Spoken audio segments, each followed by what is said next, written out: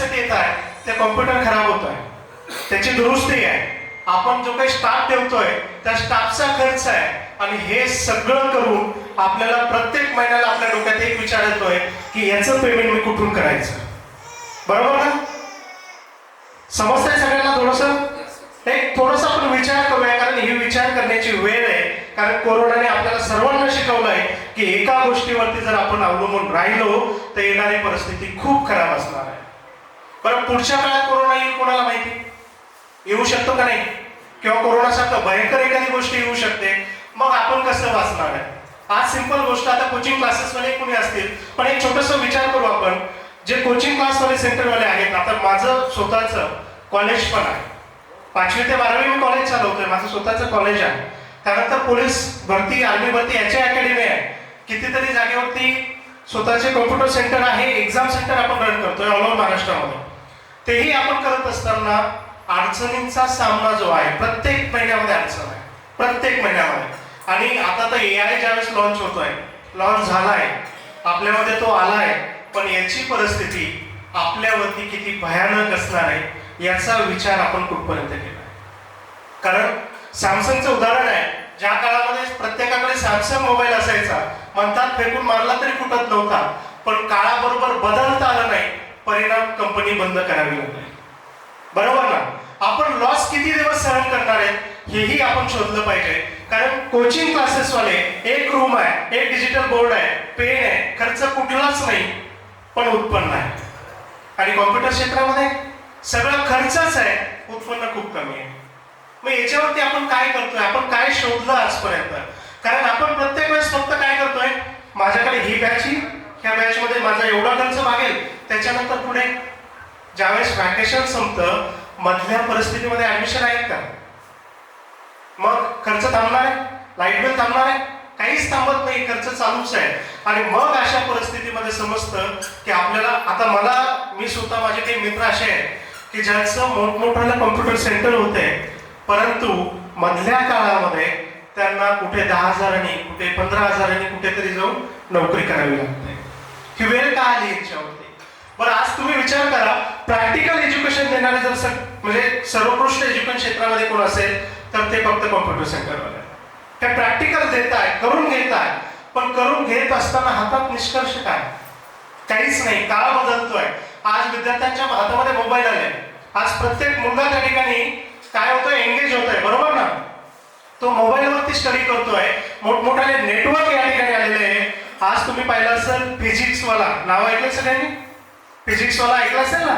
आज फिजिक्सवाला जो आहे, ज्याचे क्लास या ठिकाणी चालू आहे, तुम्ही मला सांगा त्यांचं ऑफिस कुठे आहे, व्यक्ती कुठे आहे,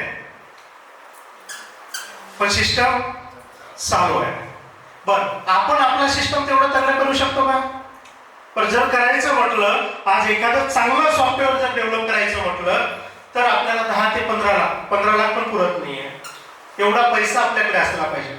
आणि अगोदरच आपण काय झालोय, पैसा इन्व्हेस्ट करून करून करून आता परिस्थिती राहिली नाही. इथे बदलणं गरजेचं आहे, इथं आपल्याला चेंज होणं गरजेचं आहे.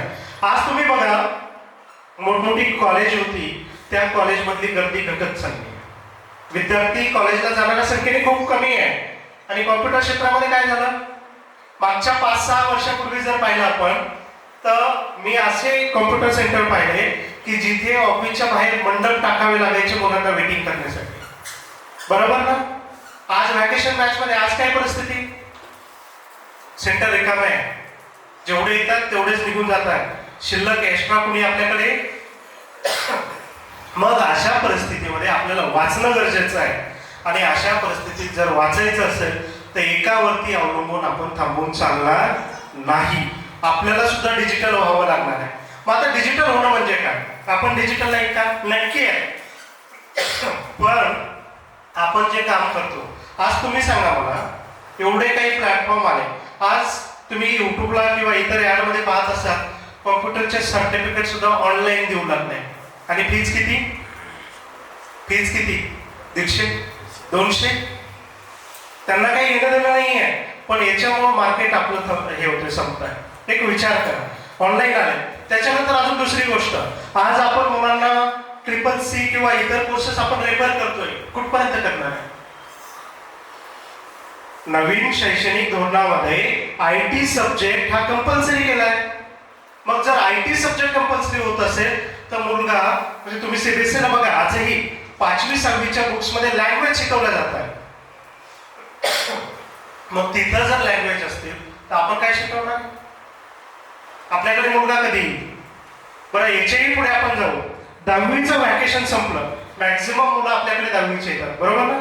आज काळ बदलतोय, आज तुमच्या सेंटरला येत असतील पण अजून 2-3 वर्षामध्ये परिस्थिती बघा खूप उलट होणार आहे. आज मुलं CETच्या मागे लागली, आज मुलं नीटच्या मागे, फाउंडेशनच्या मागे लागले. म्हणजे जशी 10वीची एक्झाम होते हे मुलं कुठेतरी बाहेर जातात, बरोबर ना? जो काही क्राऊड आहे तो थांबतोय का आपल्याकडे? नाही. मग ही जर संख्या घटत असेल तर आपण काय करायचं? आपल्याकडे पर्याय असला पाहिजे का नसला पाहिजे? बोर नाही होत ना कोणाला? हे खूप म्हणजे इंटरेस्टिंग आपण विषयावरती जाणार आहोत की जो आपल्या लाईफशी निगडीत आहे. कारण ही वेळ आहे, आपण जर आता बदललो, आपण जर याच्या पुढे जर गेलो तरच नक्की येणाऱ्या काळात टिकून राहू, नाहीतर सॅमसंग व्हायला वेळ लागणार नाही. तर आपण हा जो काही मी प्रोजेक्ट सुरू केला आहे हा ड्रीम फ्युचर का केला याचंही कारण होतंय. हे सुरू करत असताना एक गोष्ट सातत्याने जाणवायची की कोरोनाच्या काळामध्ये ज्यावेळेस स्कूल चालू होतं, सेंटर चालू होते, माझ्याकडे कोचिंग क्लासेस सुद्धा आहे, तेही चालू होते, पण मला ते डिजिटल करायला आवडलं नाही. त्या काळामध्ये, कोरोनाच्या काळामध्ये मी काय विचार केला, आपण जे समोरासमोर शिकवतो एवढं चांगलं, याचा रिझल्ट चांगला आहे, तो ऑनलाईन वरती रिझल्ट येणार नाही, मी दुर्लक्ष केलं त्यावेळेस. पण परिणाम असा झाला की माझ्या पाठीमागून जे काही ऑनलाईन ज्यांच्याकडे काहीच नव्हतं असे लोक आले माझ्यापेक्षा कितीतरी पटीने पुढे निघून गेले. का? कारण त्यांच्याकडे पैसा आला, स्वतःची बिल्डिंग त्यांनी घेतली, जागा सगळं काही केलं, फक्त ऑनलाईन चालवलं. मग आता कॉम्प्युटर सेंटरवाले अजूनही आपण याला विरोध करतो की नाही करत? आपण याला सहमत नाही येत. आपण अजूनही फक्त ऑफलाईन, मुलगा या, बसवा, शिकवा, जाऊ द्या, हीच गोष्ट आहे. पण आपल्याला बदलावं लागणार आहे, कारण मार्केट बदलतंय, जग बदलतंय. आपले क्लासेस सुद्धा आपल्याला ऑनलाईन प्लॅटफॉर्मवरती घेऊन जावे लागणार आहे. आज तुम्ही सांगा मला, तुम्ही 10 वर्ष 15 वर्ष एखाद्या क्षेत्राशी निगडीत काम करता तर तुमच्याकडे अनुभव आला की नाही आला? प्रत्येकाकडे 100% अनुभव आहे. मग आपण आपले कोर्सेस, आपले व्हिडिओ कधी लाईव्ह केले का आपण लाईव्ह? का? बरं आपल्याकडे सिस्टम नाही का? म्हणजे तुम्ही विचार करा, ज्यांच्याकडे काहीच नव्हतं छोट्या मोबाईलवरती शूट केले, तिथे एडिटिंग केले, ते युट्यूबला टाकले, त्याच्यामधून पैसा कमवत आहे. पण आपण, आपल्याकडे इंटरनेट आहे, आपल्याकडे फॅसिलिटी सगळ्या आहे, पण आपण चेंजेस केला नाही. हा चेंजेस होणं खूप गरजेचं होतं.